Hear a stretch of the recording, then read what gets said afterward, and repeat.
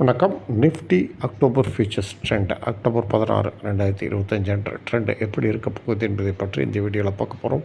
Video எடுக்கப்பட்ட நேரம் அதிகாலை 12:41 அக்டோபர் 16, 2025. நேற்றைய க்ளோசிங் 25,424.80.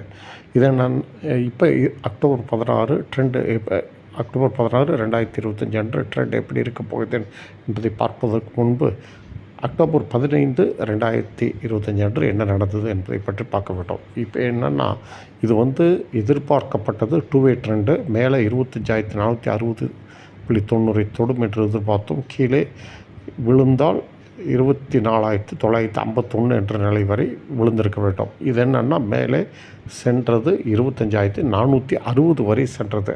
இதை ப்ரீவியஸ் டே ரெசிஸ்டன்ஸை கிராஸ் பண்ண முடியல. அதனால் இப்போ அக்டோபர் 16, 2025 அன்று ட்ரெண்டு டூ-வே ட்ரெண்டாக இருக்கும் என்று கருதுகிறேன். எப்படின்னா, மேலே ஏறினா 25,635.25, கீழே விழுந்தால் 25,215.15. இதுதான் நிலைகள்.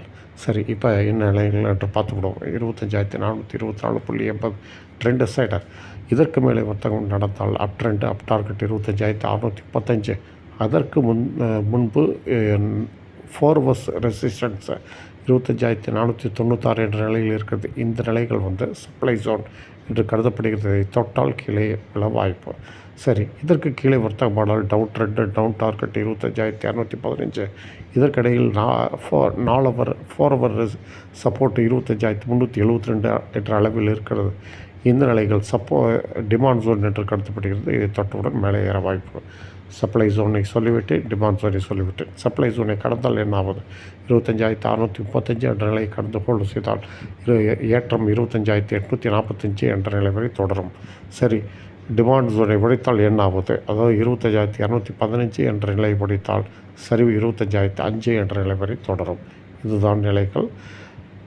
மேலும் வார அளவில் எப்படி செயல்படுது என்பதை பற்றி பார்க்கலாம். வார அளவில் என்னென்னா, 25,190.70 என்ற வீக்லி மினி சப்போர்ட் நம்பர் 1 உடைத்தது. இது உடைத்ததுனால் என்ன ஆயிருக்கணும்னா, 24,919.90 வரை விழுந்திருக்க வேண்டும்.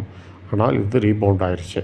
அதனால் இப்போ இந்த ரீபவுண்டு கண்டினியூ ஆகுதான்னு பார்க்கணும். மேலும் இது என்னென்னா, வார அளவில் கிட்டத்தட்ட 25,902 என்ற அளவு வரை மேலே செல்ல வேண்டும். அது நடக்கிறதா என்று பார்ப்போம். வர்த்தக பற்றி வர வாழ்த்துக்கள். நன்றி, வணக்கம். மீண்டும் அடுத்த சந்திப்போம்.